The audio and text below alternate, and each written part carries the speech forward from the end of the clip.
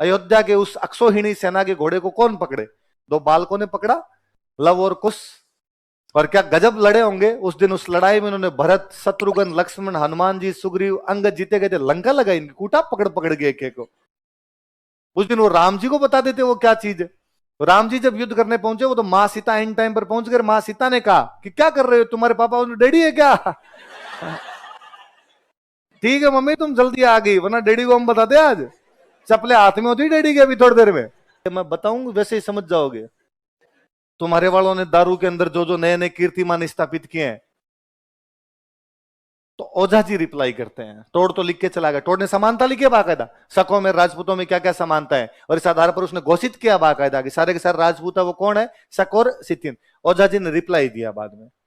ओझा जी ने कहा कि टोड, सती प्रथा हमें शक सिखाएंगे। महाभारत में राजा पांडु है। राजा का नाम क्या है? उनके दो रानियां हैं। एक रानी कौंते देश की, इसलिए रानी का नाम है कुंती। एक रानी मद्र देश की, जिसका नाम है माद्री। कुंती के तीन बेटे होते हैं, युधिष्ठिर, अर्जुन और भीम। माद्री के दो बेटे होते हैं, नकुल और सहदेव। राजा पांडु की मृत्यु होती है। राजा पांडु की मृत्यु होती है तो माद्री उनके साथ सती होती है। माद्री उनके साथ, तो माद्री के बेटे नकुल, सहदेव को भी कुंती ने संभाला। इसलिए हम कहते हैं कुंती के 5 बेटे हैं। कुंती के तो 3 ही थे, 2 तो माद्री के थे, पर माद्री सती हो गई। इसका मतलब सतियां तो पहले से हो रही थी। शक तो भारत में सती प्रथा नहीं लेके, हमारे तो महाभारत में सती प्रथा का साफ साफ उल्लेख है। मतलब अश्वमेध यज्ञ हमें शकों ने सिखाए। फिर रामायण में भगवान राम कर रहे हैं, वो कौन सा यज्ञ है? हमारा तो पूरा यज्ञ कि भगवान राम जब अयोध्या की गद्दी पर विराजे तो उन्होंने अश्वमेध यज्ञ का आयोजन करवाया। अश्व मतलब घोड़ा। घोड़ा छोड़ा गया पूजा करने के बाद। जो कोई घोड़े को हमारे पकड़ लेगा उसको हमारे साथ युद्ध करना पड़ेगा। भगवान राम के घोड़े को कौन पकड़े? अयोध्या के उस अक्षोहिणी सेना के घोड़े को कौन पकड़े? दो बालकों ने पकड़ा, लव और कुश। और क्या गजब लड़े होंगे उस दिन। उस लड़ाई में उन्होंने भरत, शत्रुघ्न, लक्ष्मण, हनुमान जी, सुग्रीव, अंगद जीते गए थे। लंका लगाई इनकी, कूटा पकड़ पकड़ के एक एक को। उस दिन वो राम जी को बता देते वो क्या चीज है। राम जी जब युद्ध करने पहुंचे, वो तो मां सीता इन टाइम पर पहुंच गए। मां सीता ने कहा कि क्या कर रहे हो, तुम्हारे पापा डैडी है क्या? ठीक है मम्मी, तुम जल्दी आ गई, वरना डैडी को हम बताते आज। चपले हाथ में होती डैडी के अभी थोड़ी देर में। यार वो अश्वमेध यज्ञ था हमारा। हमारे राम जी रामायण में अश्वमेध यज्ञ करवा रहे हैं, महाभारत में युधिष्ठिर अश्वमेध यज्ञ करवा रहे हैं, तो वो शक सिखाएंगे। अरे हमारा एक पूरा त्योहार है दशहरा, जिसमें करते ही हथियारों की पूजा है। और दशहरा उस दिन से है जिस दिन राम जी ने रावण को मार दिया था। वो विजयादशमी है, विजय प्राप्त की थी उस दिन। और तुम कहते हो यार शकों ने हमें हथियारों की पूजा सिखाई। हमने एक दिन का नाम रख रखा है अदितवार। अदित का मतलब सूर्य होता है। अदित का मतलब क्या होता है? तो हमने सूरज के नाम पे तो पूरा वार है हमारे। ऋग्वेद में जहां कहीं सूर्य का नाम है वहां लिखा हुआ है अदिति। सूर्य क्या कहा गया? अदिति। गांव वाले आज भी अदितिवार ही बोल रहे हैं। अदितिवार अदितिवार अदितिवार करते करते क्या बोलने लगे इसको? अदितवार। और अदितवार करते करते कई गांव वालों के ए हट गया, तो हम कहते हैं दीतवार।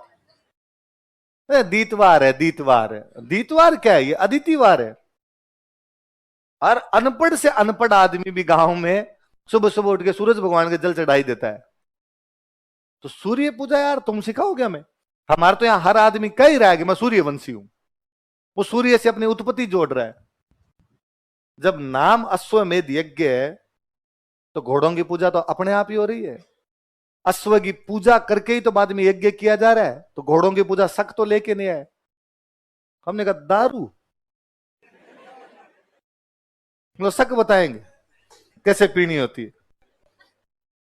हमारा सबसे अच्छा ग्रंथ है, सबसे पुराना ग्रंथ है ऋग्वेद। कौन सा ग्रंथ है? 10 चैप्टर है। इसका 9वां चैप्टर में 144 श्लोक है। कितने ऋचाएं हैं? 144। सारी की सारी सोम देवता की तारीफ में है। कौन सी देवता की तारीफ में? सोम देवता वही है जो आप समझ रहे हो। और ऋषि कण्व इसके 8वें चैप्टर में बोलते हैं। ऋषि कण्व 8वें चैप्टर में कहते हैं कि मैंने सोमरस पीने के बाद देवताओं को जान लिया तथा अमृतत्व को प्राप्त कर लिया। मुझे लगता है ऋषि कण्व एग्जैक्टली सत्य बोलते हैं। आज भी कोई भी आदमी सोमरस पी लेता है, देवताओं को जानना छोड़ो, आदमी खुद देवता बन जाता है। और सोमरस पीने के बाद आदमी लगता है अपुनी जी भगवान है और अमृतत्व को प्राप्त करता है। मतलब जिस आदमी ने अपनी जिंदगी में ढंग से साइकिल नहीं चलाई हो, वो आदमी को भी मौत से डर लगना बंद हो जाता है। और पिया हुआ आदमी भी कहता है गाड़ी भाई चलाएगा, भाई के पैर नहीं चल रहे, भाई गाड़ी कैसे चला सकता है। पर यदि आपने सोमरस ग्रहण कर लिया, उसके बाद आप कुछ भी कर सकते हैं। हमने कहा भाई साहब, हमने तो यह भी बताया है कि वो अच्छा सोमरस मूजवंत पर्वतमाला पे मिलता है। कहां मिलता है? मतलब ठेका तक पता था हमें प्राचीन काल से। तो जेमस्टोर्ड, तू अपनी बातें अपने पास रख, कम से कम शक तो हमें सिखा के नहीं जाए। हमें इस बात में पूरा शक है कि शको ने ये हमें सिखाया होगा। फिर ओझा जी एक बात बहुत अच्छी लिखते हैं। ओझा जी ने लिखा कि भारत की संस्कृति यह कहती है कि गाय की, महिलाओं की, ब्राह्मणों की, मूर्तियों की, यज्ञों की रक्षा करनी चाहिए। जो राजा है वो राजा का कर्तव्य क्या है? राजा का कर्तव्य वो महिलाओं की रक्षा करे, गरीबों की रक्षा करे, मंदिर की रक्षा करे, पशुओं की रक्षा करे, गायों की रक्षा करे, इन सब की रक्षा करनी चाहिए। और राजपूतों के ज्यादातर युद्ध इन चीजों के लिए हुए हैं। यदि राजपूत विदेशी रहे होते तो भारत की चीजों के लिए क्यों मर जाते? उनके तमाम आगे के कर्तव्य इन चीजों के लिए रहे। इसलिए ओझा जी ने कहा कि ये और कुछ ही नहीं है। प्राचीन काल में जिनको क्षत्रिय कह दिया गया, बाद में उन्हीं का नाम धीरे धीरे पड़ता पड़ता क्या हो गया? राज। इसलिए चौहान थे तो चौहान प्राचीन क्षत्रियों के वंशज है, न कि शक और सिथियन के। पर फिर भी आपने इतनी बात याद रखनी इसमें कि आपसे कोई पूछेगा कि भाई चौहानों को विदेशी बताने वाले कौन